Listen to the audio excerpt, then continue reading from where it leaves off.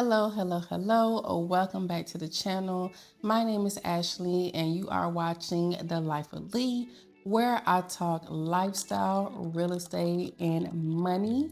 And I just hope that you guys can take my videos and learn a few things from me. So again, my name is Ashley, and welcome to the channel. So today I'm going to tell you how I was able to make some money by selling a home, and I never, ever left my own home. I never had to show a property. I never had to go to a closing. I never really did any work. And I was able to do that by being a referral agent. So if you're new to real estate or you just didn't know, you are able to be a referral agent. And a referral agent is someone who refers buyers to sellers to other agents. And being a referral agent, you are able to collect referral fees. And so that's how I was able to make some money by referring a buyer to another agent. Now, keep in mind, you cannot collect any money, or if you are a agent who received a referral, that person cannot collect any money unless they have a real estate license. So please don't think that anybody can just refer someone to you and you have to pay them, or vice versa. You cannot collect any money unless you have a real estate license, and that real estate license has to be hung with a brokerage to receive the actual money. So now that you know a general basis of what a referral agent is, let me just tell you guys my story on first how I found my buyer, how I found the agent I referred her to, and just how the closing went. So about 2 or 3 years ago, when I first got my real estate license, I became kind of popular on TikTok, and this buyer found me. And I was working with the buyer to get them a home sold when I first started, but unfortunately she was one of the buyers whose financing fell through, and I wasn't able to make that closing. So 2 to 3 years later, she hits me back up and was like, "Hey, I still want to buy a house with you."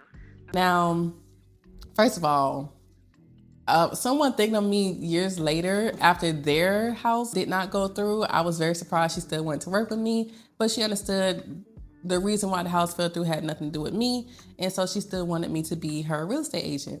Normally, I would have just taken her as a client and, used be her buyer's agent or her selling agent. But I ended up moving to a town that was like 2 or 3 hours away from where she was looking to buy homes.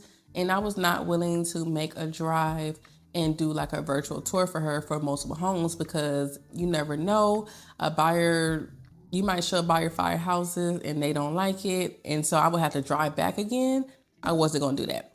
So I was like, how about I just refer you to another agent that works the area, and you're still helping me out, because she was very adamant on making sure I got money. So like, listen, you still helping me out, but I want to help you. My goal is to have you close. So it's better if I have you with another agent that is familiar with the area that you want to live in. She agreed on that. And so I ended up finding a agent to refer her to by posting in a very popular Facebook group for women. It's called Black Girls in Real Estate. If you're not part of that, definitely join it. It's an amazing resource.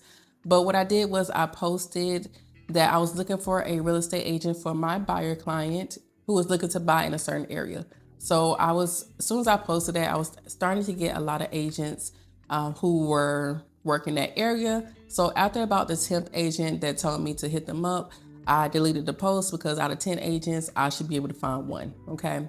So I did find her one agent, but after like a week or so, she told me that agent wasn't really hands-on with her. She didn't have a lot of time. That agent had a full-time job, and so she really wanted someone that was hands-on.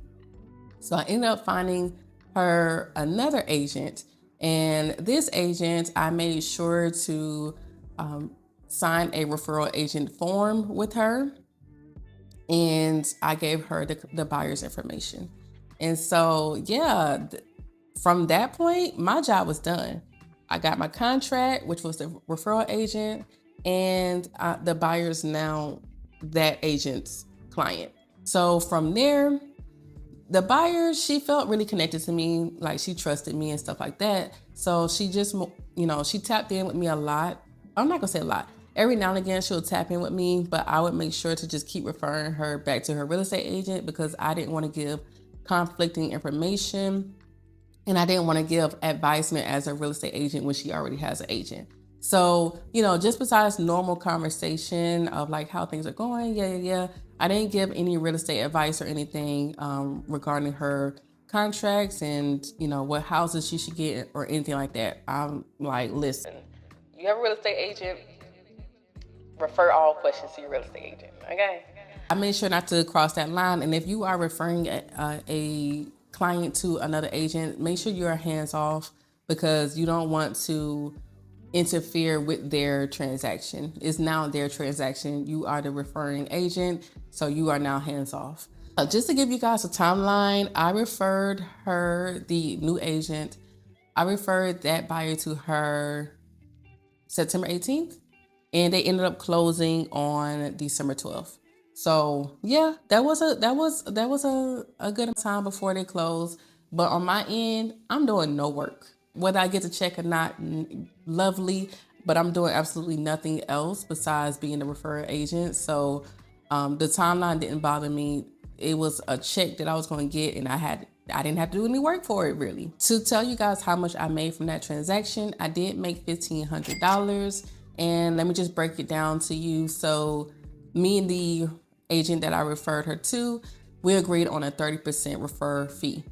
So the referral fee is definitely negotiable between both agents, and you guys come up with the number that you find is best for you. Typically, I see 25 to 30%.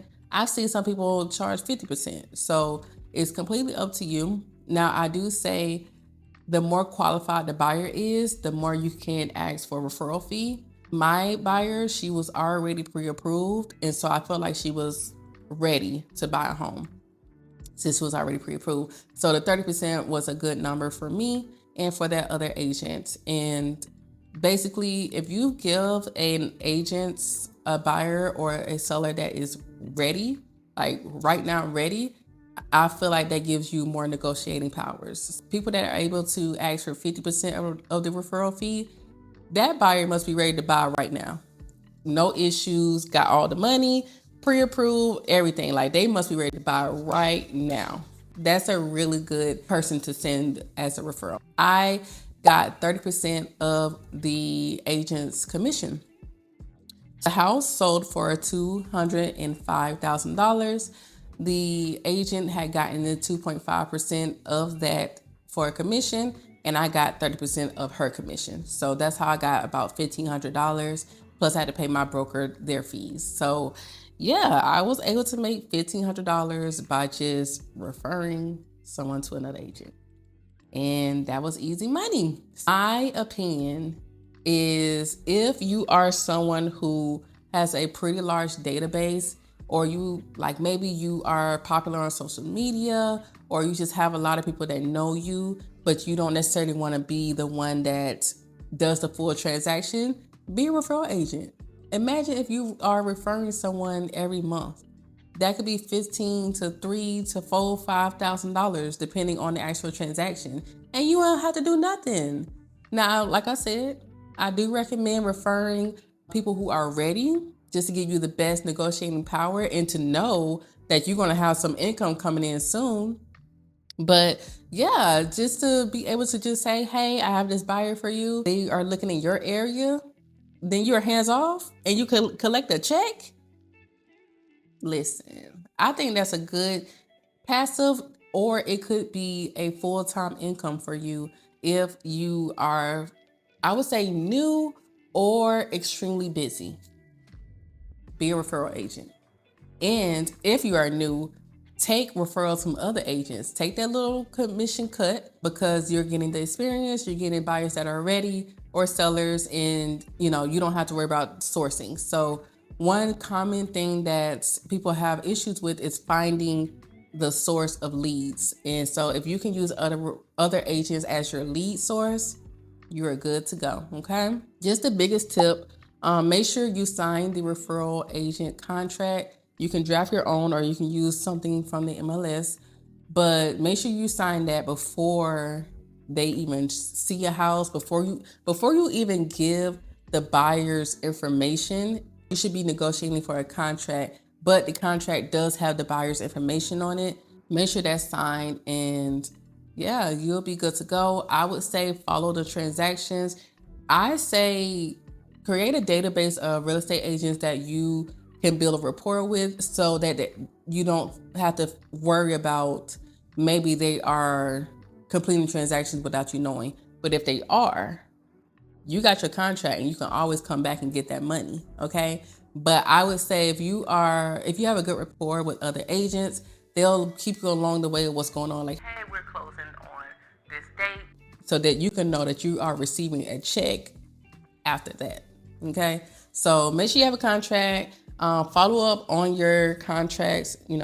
Have a good rapport with people. I look to be a referral agent a lot more in the future. You can refer to agents in different states. Let's say I have someone from my platform that wants to live in a state that I'm not licensed in. I can refer them to an agent that lives in that state, get a referral fee. So yeah, it's an amazing way to collect income. You don't have to do much at all. You don't have to show a house. You don't have to do nothing but get the buyer or seller refer.